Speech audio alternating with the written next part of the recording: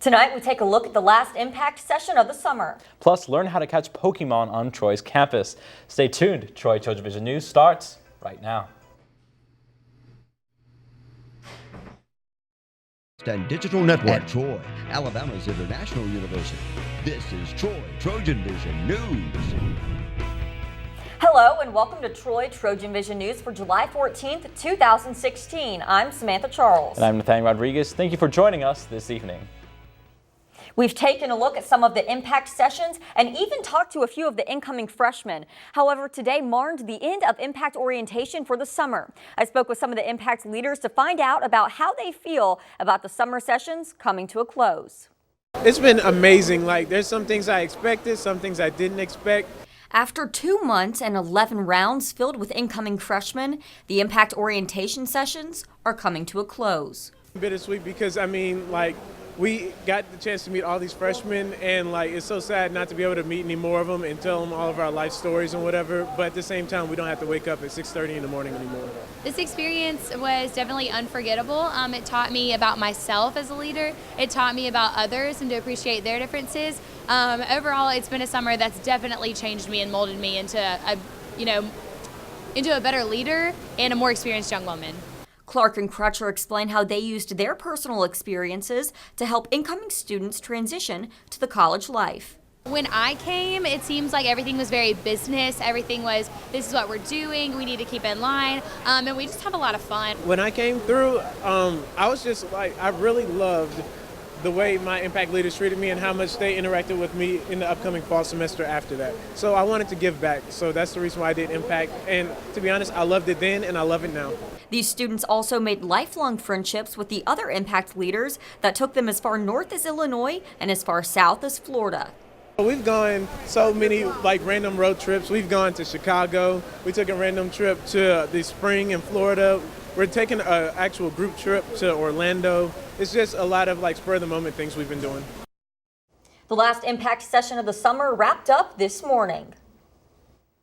It is a smartphone app that has taken the world by storm, Pokemon Go. Even though players around the world are trying to catch them all, there are plenty of players in the city of Troy getting in on the action. Austin Cofield takes a look at Pokemon hunting in Trojan territory. Troy University may seem normal to the naked eye, but you can now find and catch creatures called Pokemon scattered all around Troy's campus thanks to the new phone app Pokemon Go. Well, Pokemon Go is a collaboration between the Pokemon Company, Inc. and Niantic, developers of the augmented reality game Ingress, in which they kind of bring the magic of catching and battling with Pokemon to life, where they use real-world location data, where you go out, catch Pokemon, interact with others, and essentially be the best like no one ever was. Pokemon Go players can stop by various points of interest on Troy University's campus, like the iconic fountain on the quad, in order to reach Pokemon stops and Pokemon gyms, places that are necessary to help trainers catch them all. There's a lot of different places on campus that got marked with these Pokestops, and they allow me to understand what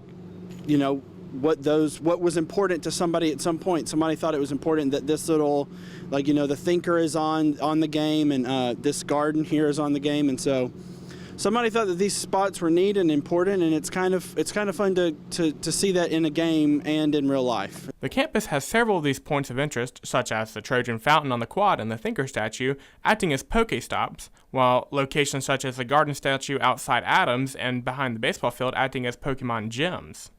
Well, right now there's 3 teams, and they each represent a legendary Pokemon. You can go for Team Yellow, Team Red, or Team Blue, and the reason why teams are important is because you can take over gyms and basically have your own group at that place protecting it. So you can go to other people's with different colors and you can take their gyms, and it just really creates a competitive environment. If you own the game, it's important to always be aware of your surroundings, don't play and drive, and if walking around at night, bring a group with you. Austin Cofield, Troy TrojanVision News. Popular locations aren't limited to just the campus. The square in downtown Troy has become a popular place to play as well, with a number of Pokestops and gyms. And now taking a look at news from around the state. An East Alabama woman has been charged for a standoff in which authorities say her husband shot a sheriff's deputy before killing himself. Randolph County authorities say 73-year-old Brenda Lee is charged with 5 counts of attempted murder and hindering prosecution in the confrontation. Court documents show that Lee is accused of stopping officers from capturing her husband before the shooting occurred. Forecasters in northern Alabama say crops, lawns, flowers, and plants are suffering through the most severe drought in nearly 10 years. And they say it could take up to 2 inches of rain each week for several weeks to end the drought. The U.S. Drought Report released Thursday shows the most severe conditions in northeast Alabama, with most of Jackson and parts of Madison and DeKalb counties in extreme drought conditions. And the family of a black man killed by a Montgomery police officer in February has filed a federal lawsuit against the city and the officer. The lawsuit, filed July 8th, argues Officer Aaron Smith did not have cause to use force or even stop Greg Gunn, who was walking home from a late-night card game. Smith is now charged with murder.